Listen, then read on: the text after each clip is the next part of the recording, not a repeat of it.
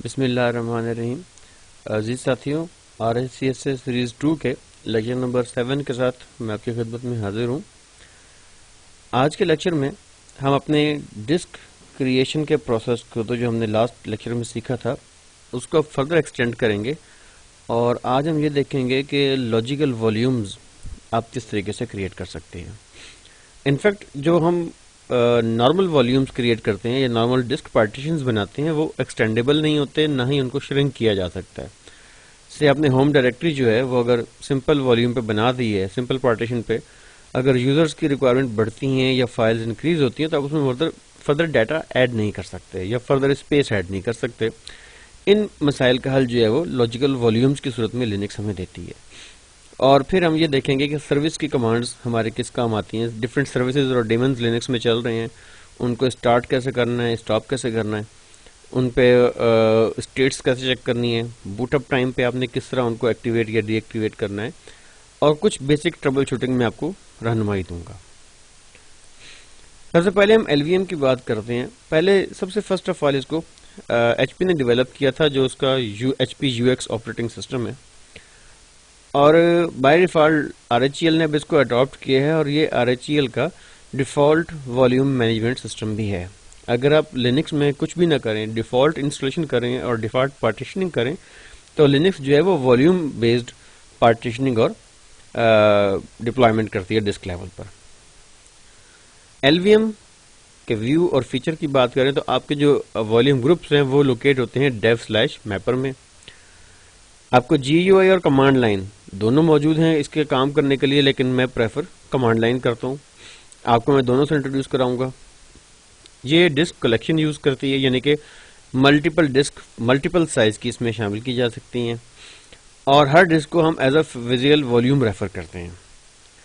Physical volumes को हम volume groups में डिवाइड कर देते हैं, और उन वॉल्यूम ग्रुप्स की बेस पर हम लॉजिकल वॉल्यूम्स क्रिएट करते हैं जो कि फाइल सिस्टम्स के क्रिएशन के काम आते हैं बेसिकली।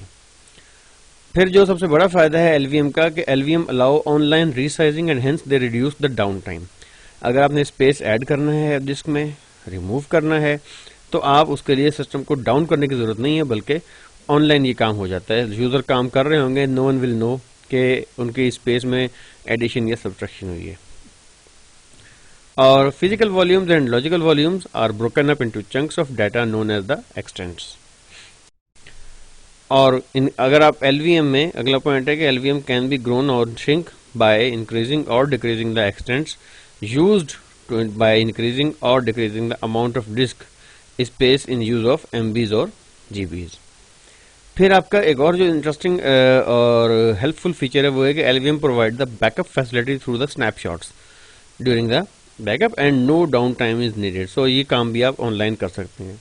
स्नैपशॉट करते क्या है कि एक खास फिजिकल स्टेटस तक जो स्टोरेज है उसको रिकॉर्ड कर लेते हैं, और in case of any disaster आप उस पॉइंट से बैक तक का जो डाटा है वो रिकवरेबल होता है with in matter of minutes.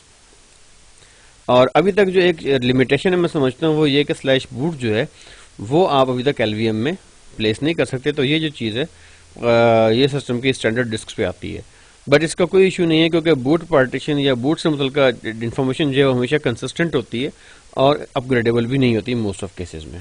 So we can live with it. थोड़ी सी आप ग्राफिकल अंडरस्टैंडिंग ले लें।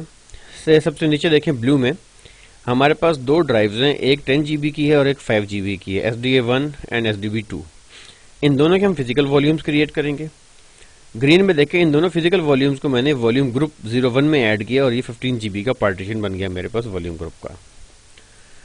अब मैं क्या करता हूँ, होम डायरेक्टरी मैंने अगर बनानी है तो मैं लॉजिकल वॉल्यूम 01 2 GB का उसको दे देता हूँ, और अगर उसके बाद OPT बनाना है तो मैं OPT को भी जो है वो 2 GB पार्टीशन एलोकेट कर देता हूँ लॉजिकल वॉल्यूम की सूरत में। और जैसे 4 GB मैंने यूज किया है, इन फ्यूचर मैं अगर वर्किंग करना चाहूँगा तो मेरे पास बाकी 11 GB सेव होता है यहाँ पर इन 4 GB को खर्च करने के बाद। तो मैं यहाँ से फर्दर जो है वॉल्यूम स्पेस ऐड करा सकता हूँ इसके अंदर।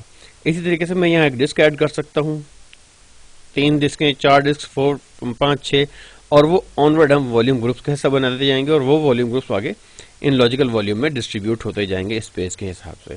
मैं कोई डिस्क डैमेज हो जाती है उसको रिमूव कर सकता हूँ, उससे मेरे फिजिकल वॉल्यूम को या लॉजिकल वॉल्यूम के सिस्टम पे कोई फर्क नहीं पड़ेगा। बस इस बात का आपने ख्याल रखना है कि आप जितनी डिस्क्स रिमूव करते हैं वो ओवरऑल स्पेस को अफेक्ट ना करें, या आप पहले डिस्क ऐड कर लें उसके बाद डिस्क को रिमूव करवा दें जो फॉल्टी हो गई है। तो आगे की तरफ हम चलते हैं जनाब, इसकी लैब परफॉर्म करते हैं ताकि आपको इसकी बेटर अंडरस्टैंडिंग दी जा सके कि इस प्रोसेस को हम परफॉर्म किस तरह करेंगे। तो आइए जरा लैब की तरफ चलते हैं।